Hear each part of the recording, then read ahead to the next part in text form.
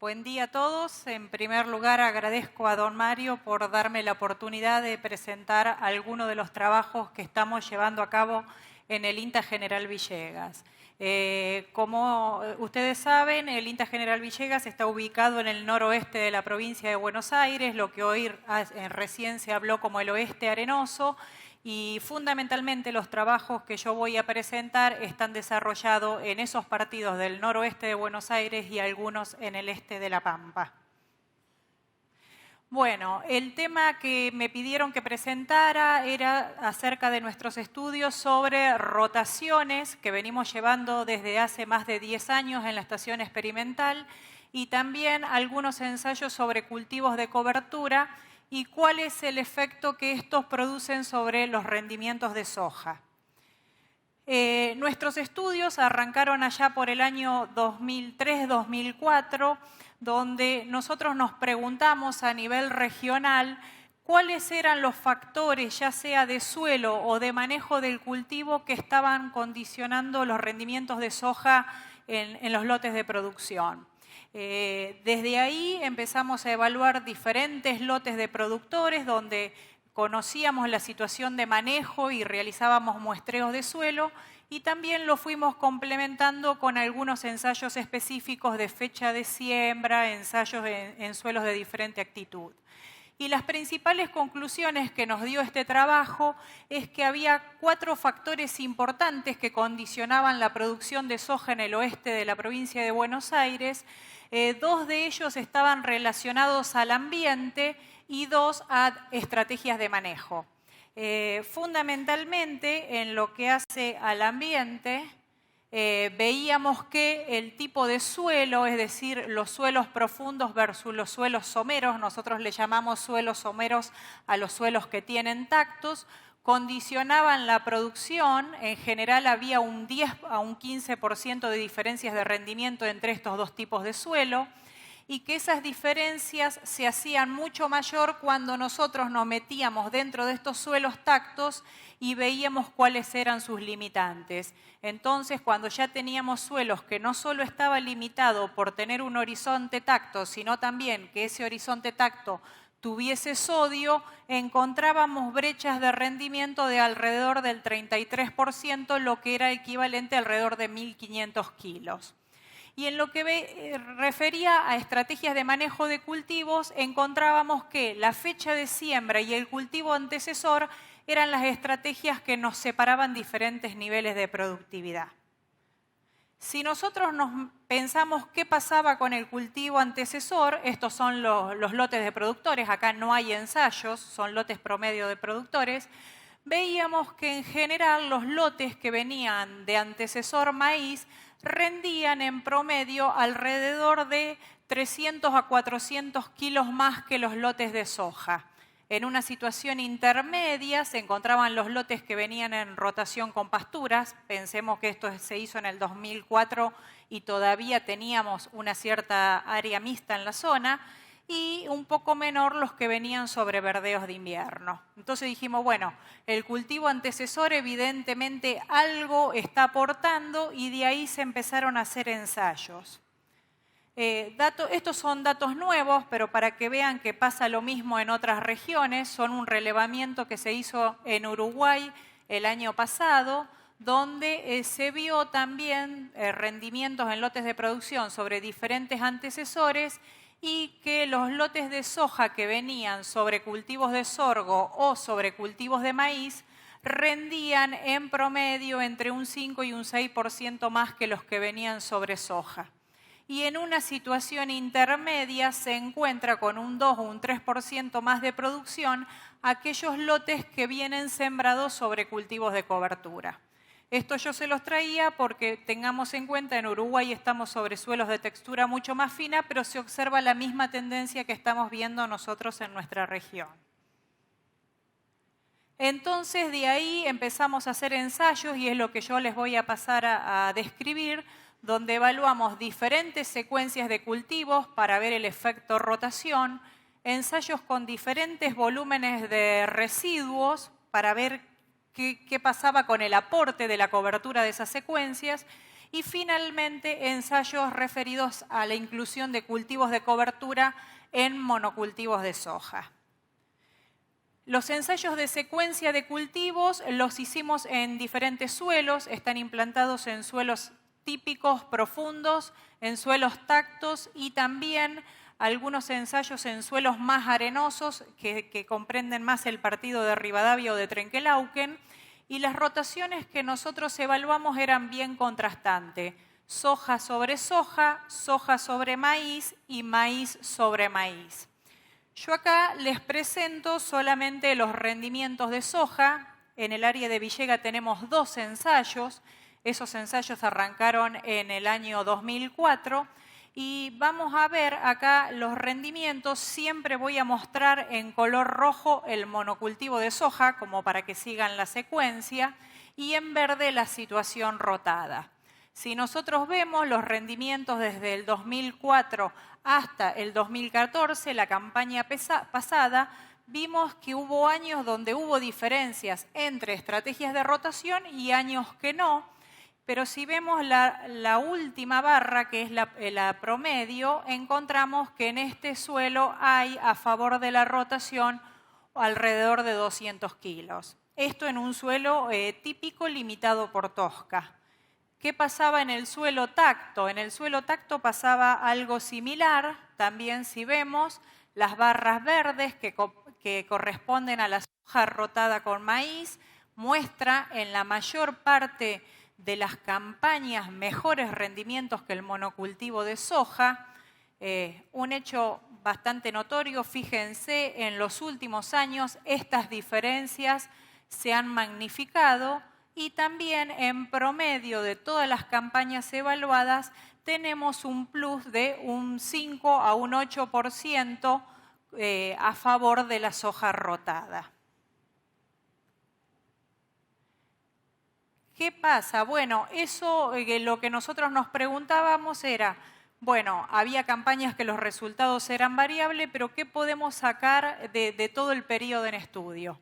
Si nosotros los rendimientos los ordenamos en función del rendimiento del cultivo, es decir, acá tenemos rendimientos bajos porque fueron años de bajas precipitaciones y rendimientos altos los años de altas precipitaciones, en general lo que observamos es que habría una tendencia que en ambientes o años, podríamos decir, de altos rendimientos, las diferencias a favor de la cobertura son un poquito mayor, ¿cierto? Si nosotros estamos en los años de menor potencial, parecería, si bien los verdes se encuentran un poquito más arriba, que estas diferencias son de menor magnitud. Bueno, dijimos, acá se nos puede estar mezclando no solo las lluvias que ocurrieron durante el año, sino también los años de estudio. Entonces también buscamos a ver la relación. Este estudio ya va por el año 11, donde en general, si nosotros vemos en promedio la línea verde, que es la soja rotada, daría la sensación que en la medida que estos efectos se van acumulando en el tiempo, la diferencia entre cultivos rotados y monocultivos se está incrementando. En estos ensayos nosotros además paralelamente estamos midiendo determinadas propiedades de suelo que hacen, por ejemplo, la dinámica del carbono y también algunas propiedades físicas de suelo como puede ser densidad aparente, resistencia a la penetración e infiltración. Yo acá les muestro uno solo de los resultados. Esto es una parte de la tesis de doctorado del ingeniero Bertrán de INTA Castelar, donde él, además de estudiar cómo habían evolucionado los contenidos de carbono de los suelos en las diferentes rotaciones, también empezó a estudiar fracciones que generalmente son poco estudiadas, como son los carbonos solubles, y en general lo que encontramos es que en las secuencias maíz-maíz o soja-maíz, los niveles de carbohidratos solubles se incrementaron significativamente con respecto a soja. Es decir, en general nosotros lo que estamos viendo en estos ensayos de larga duración es que en la medida que incrementamos las gramíneas dentro de la secuencia, mejoramos los niveles de materia orgánica, sobre todo los de materia orgánica joven en los primeros 5 centímetros, pero este estudio, que en realidad hay pocos estudios a nivel país, en general muestran que otra fracción, como son los carbohidratos solubles, también reflejan estos cambios que están ocurriendo en el suelo. Esto, como yo les dije, estos ensayos arrancaron en el año 2004 en el INTA de Villegas y posteriormente, en el año 2009, establecimos ensayos similares en campos de productores en el CREA de América. Este es un trabajo que llevamos en conjunto con el CREA, los ingenieros Martín Díaz Orita y Gustavo Duarte, donde las mismas secuencias de cultivo que nosotros evaluamos en nuestro ensayo están en 5 campos de productores que en general son de texturas un poquito más arenosas que las nuestras. Bueno, yo acá les muestro, que no se las mostré en el ensayo anterior, qué pasa con los ensayos con los rendimientos de los 2 cultivos principales, es decir, qué pasa con el maíz y qué pasa con la soja. Recuerden, yo les dije, tenemos un tratamiento de monocultivos de maíz también, como para generar condiciones muy contrastantes. Y bueno, lo que mostró este ensayo, acá muestro los primeros 4 años, es que los rendimientos de maíz sí se afectan, en este caso, en gran magnitud por el hecho de hacer un monocultivo, es decir, en el caso de maíz, monocultivos de maíz, estamos teniendo problemas de malezas, limitantes de nitrógenos.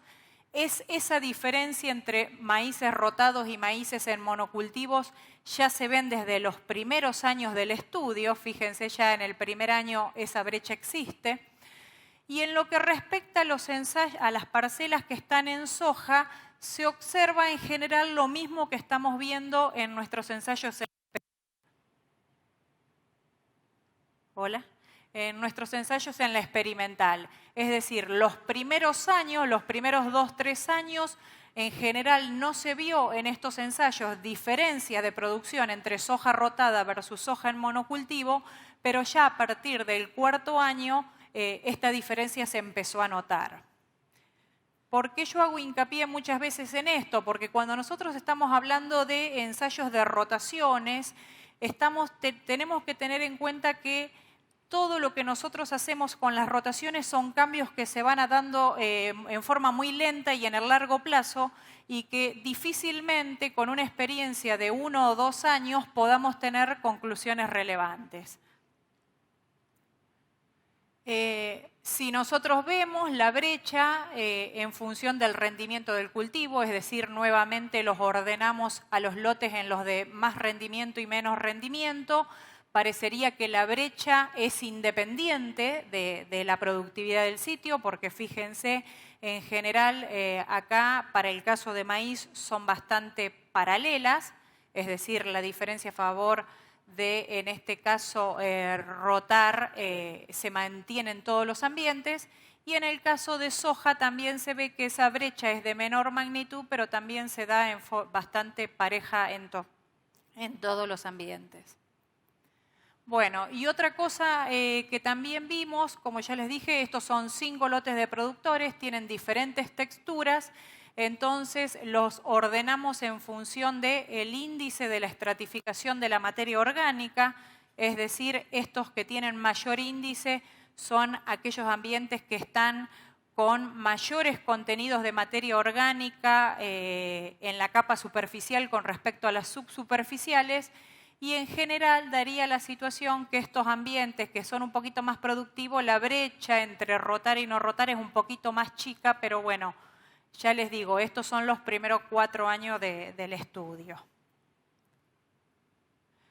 Este es otro ensayo de rotaciones que tenemos en la experimental de Villegas. Este ensayo está repetido en Oliveros, Marco Juárez, Balcarce, donde son secuencias de monocultivos de soja que estamos evaluando la soja continua sin y con fertilización con fósforo y azufre, que sería la roja en este caso, la soja continua pero con inclusión de cultivos de cobertura en el invierno, que hay 2 tratamientos, uno que repone fósforo y azufre y el otro, además, el cultivo de cobertura se fertiliza con nitrógeno, que sería el azul. Y por último, en verde, la soja en rotación con cultivo de cobertura maíz y trigo. Si nosotros vemos la evolución de este ensayo desde el año 2006 hasta la campaña pasada, en general, si bien hay diferencias entre campañas, la soja en monocultivo en la mayor parte de los años rinde menos y el verde, que sería la soja en rotación, en general supera a todas las estrategias evaluadas. Como yo les dije, este ensayo tiene además reposición de fósforo y azufre versus el planteo de no fertilización. Y si nosotros tomamos como un índice 100 a la soja en monocultivo y no fertilizada, que sería la amarilla, acá tenemos la soja en monocultivo fertilizada, tenemos un 2% de incremento en el rendimiento por el agregado del fósforo y el azufre. Esta es una soja con un cultivo de cobertura sin fertilizar ninguno de los cultivos. Esto es uno de los tratamientos que más nos llamó la atención porque es el tratamiento que productivamente se fue degradando a través de los años con cada vez menores niveles de producción tanto del cultivo de cobertura como de la soja. Y si nosotros vemos todos los que incluyen gramínea con reposición de fósforo y azufre, que serían los dos tratamientos de cultivo de cobertura, el amarillo y el azul, tenemos entre un 3 y un 5% más de rendimiento a favor de estas estrategias y la rotación que incluye al trigo y al maíz estamos teniendo un 12% más de rendimiento. Bueno, después yo les dije, también estamos haciendo ensayos evaluando el efecto que tienen los rastrojos sobre el suelo y los cultivos. Esto se hace en la localidad de América sobre una secuencia agrícola que incluye rotaciones de soja con maíz y trigo y los tratamientos que nosotros evaluamos es el control, la cobertura normal del lote, tal cual como se lo cosecha el productor, un tratamiento picado, que es el mismo rastrojo pero que se pica, y unos tratamientos donde sacamos totalmente el residuo y otro donde lo aumentamos. Es decir, el residuo que le sacamos a esta parcela pasa a la de al lado y duplicamos el nivel de residuos. Estos son una foto panorámica, el ensayo sin residuos, el ensayo con el residuo aumentado y el normal. ¿Qué pasó con los rendimientos? Nosotros acá estamos evaluando los rendimientos de todos los cultivos de la secuencia. Tenemos trigo, maíz, soja de segunda y soja de primera. En general no observamos ninguna ventaja entre el residuo picado, es decir, en general mejores rendimientos con el residuo normal tal cual está en el productor. Es decir, picar el residuo desde el punto de vista del rendimiento no nos mejoraría, sino todo lo contrario. Generalmente tenemos disminuciones de rendimiento por complicar la cama de siembra del cultivo siguiente. Pero cuando nosotros vemos qué pasa con los niveles de residuos aumentados o reducidos sobre los rendimientos del cultivo, nos encontramos nuevamente con estas diferencias. En verde, cuando mejoramos el nivel de residuo, en rojo cuando lo sacamos. También lo mismo que estamos observando en los ensayos de larga duración, los primeros años no hay diferencia de rendimiento, pero en la medida que los años pasan, esta brecha se está haciendo cada vez más grande. Si nosotros vemos acá en la última parte los rendimientos relativos y vemos qué pasa con el rojo, que es donde no tenemos residuos sobre el suelo, estamos viendo en los rendimientos de soja y maíz que estamos perdiendo entre un 3 y un 4% de productividad. ¿Qué le pasa al suelo? Este ensayo empezó en el 2002, en el 2012 hicimos evaluaciones. En general observamos que en los primeros 5 centímetros, en la medida que mejoramos los niveles de rastrojo, mejoramos los niveles de materia orgánica del suelo con un cambio bastante importante. Hemos medido densidad aparente del suelo y no hemos detectado demasiadas diferencias. Sí, los tratamientos que tienen altos volúmenes de rastrojo tienen una mejor densidad en los primeros centímetros de suelo, pero haciendo alusión un poquito a lo que mostró hoy Miguel Taboada, sí estamos encontrando algunas diferencias bastante importantes en lo que es propiedades físicas de suelo. A la izquierda nosotros estamos viendo la dureza del suelo medida a través de la resistencia a la penetración, donde vemos que el tratamiento rojo, que es el sin rastrojo, tiene una capa endurecida entre los 10 y 15 centímetros, que esto es significativo, este cambio. Y si a la derecha nosotros vemos la infiltración, es decir, la entrada de agua en el suelo, vemos cómo se afectó sensiblemente por el nivel de rastrojo que estamos dejando sobre los suelos. Esto en general lo estamos viendo en la mayor parte de los ensayos, es decir, siempre en lo que es entrada o captación del agua de lluvia, los tratamientos que están rotados o con altos volúmenes de rastrojo tienen una mejora muy importante que puede ser de un 30-40% de la infiltración con respecto a situaciones que no tienen residuos o monocultivos de soja. Y por último, yo les decía, también nos dedicamos a estudiar qué pasa aún en aquellos productores que quieren hacer monocultivos de soja y le incluimos cultivos de cobertura durante el invierno. También estos son promedios de 8 campañas, evaluamos cultivos de centeno, triticale, avena y ryegrass. En este caso yo les muestro un ensayo de triticale que se hizo durante 10 años, donde al triticale lo secábamos en diferentes momentos, en agosto, en septiembre o cerca de la siembra del cultivo de soja. Lo que veíamos era que en la medida que nosotros atrasábamos el momento de secado del cultivo de cobertura, se afectaba la disponibilidad de agua a la siembra, entonces eso podía ser un riesgo para el cultivo que seguía, pero en la medida que esos secados se hiciesen en agosto o septiembre, la dinámica hídrica no se afectaba porque esos perfiles se podían recargar tranquilamente con las lluvias de primavera y en general los cultivos rendían igual o un 2 o un 3% más que en el planteo del monocultivo. Este también es una prueba de infiltración que nosotros medimos en uno de estos ensayos después de 4 años, donde veíamos en rojo el monocultivo y después diferentes fechas de secado de ese cultivo de cobertura. Y por supuesto, cuanto más biomasa nosotros dejábamos que ese cultivo de cobertura aportara, las propiedades del suelo eran mejores y la infiltración se incrementaban significativamente.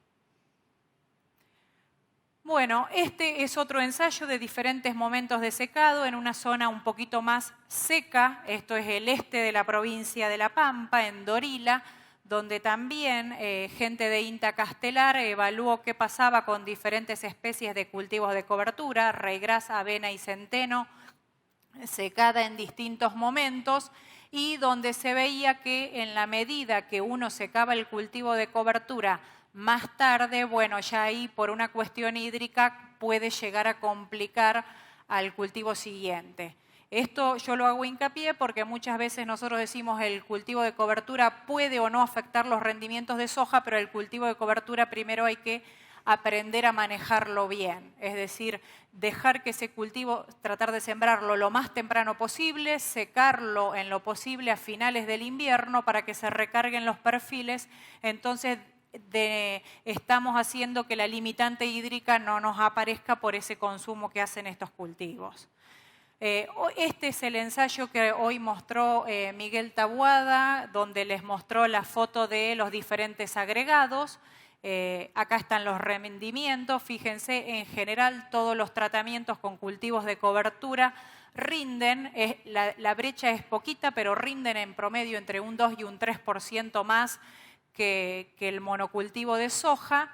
Y uno de los cambios más importantes que tuvo este ensayo fue la materia orgánica particulada, donde el cultivo de cobertura, después de 7 campañas, no solo mejoró la materia orgánica particulada de los primeros 5 centímetros, sino también en 10 había una pequeña mejora de este cultivo de cobertura. Ensayos de cultivo de cobertura hay por toda la región pampeana, todos los INTAs están trabajando en esto, hay un libro de cultivos de cobertura donde se resumen muchos de estos trabajos. Yo acá les traigo simplemente a modo de conocimiento el grupo de Julia Capurro en Cañada de Gómez, el grupo de Sergio Rillo en la zona de 9 de julio, donde también están evaluando diferentes cultivos de cobertura. Diferencias sobre la producción hasta ahora en algunos casos son poquitas, pero sí también estos ensayos están mostrando en propiedades a largo plazo de suelo una contribución muy positiva de esta práctica. El ensayo de 9 de julio de Sergio Rillo, por ejemplo, también vemos diferentes fracciones del carbono orgánico particulado para distintas profundidades de suelo. Y si vemos los cultivos de cobertura de avena o ryegrass, en este caso, incrementan significativamente los niveles de carbono de los suelos.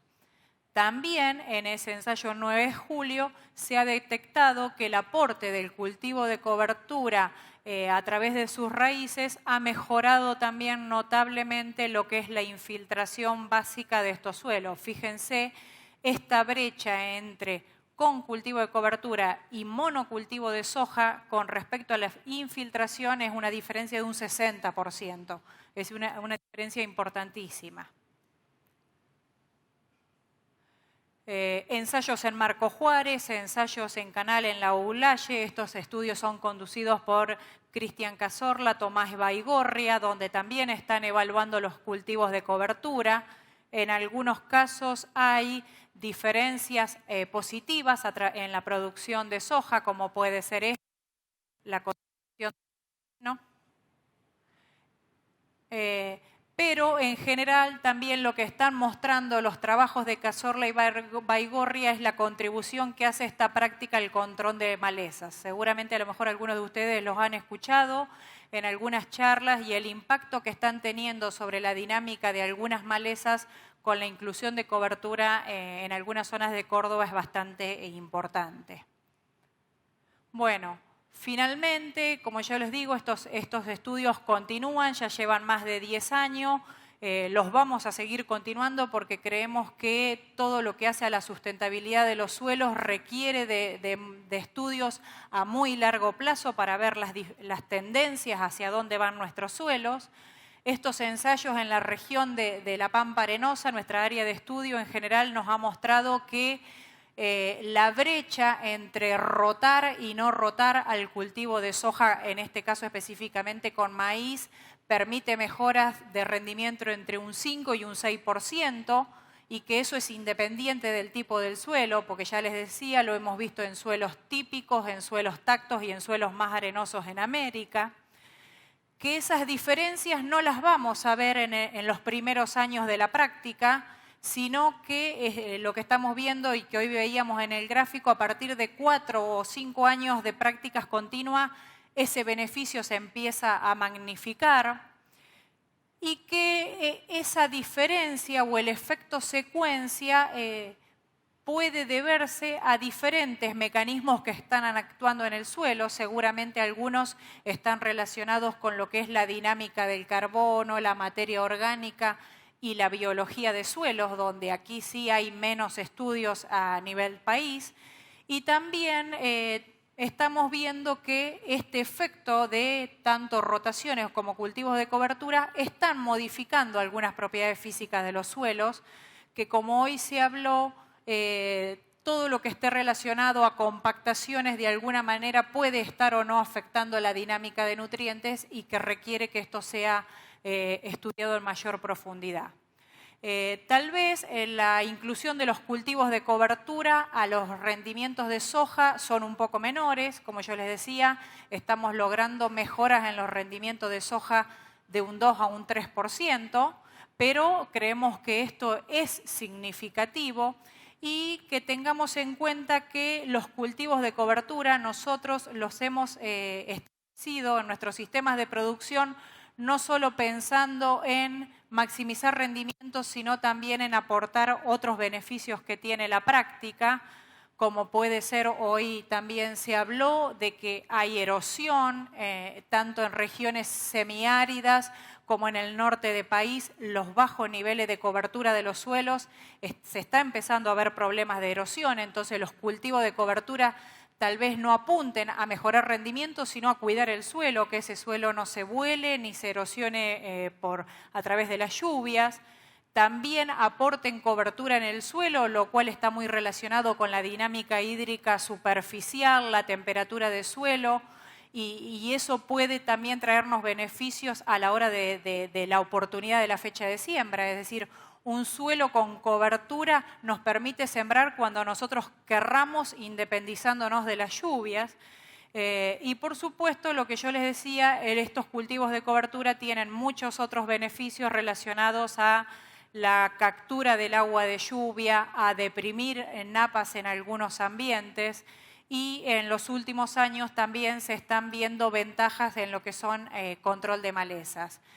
Como ya les digo, una buena parte de estos estudios están resumidos en un libro de INTA que es sobre cultivo de cobertura, que lo pueden acceder en forma online, están todos los PDF de todos los capítulos, y hay numerosos estudios que se están haciendo en toda región pampeana, incluso también en el norte, que apuntan a evaluar esta temática. Bueno, eso era todo y bueno, quedo a disposición para las preguntas.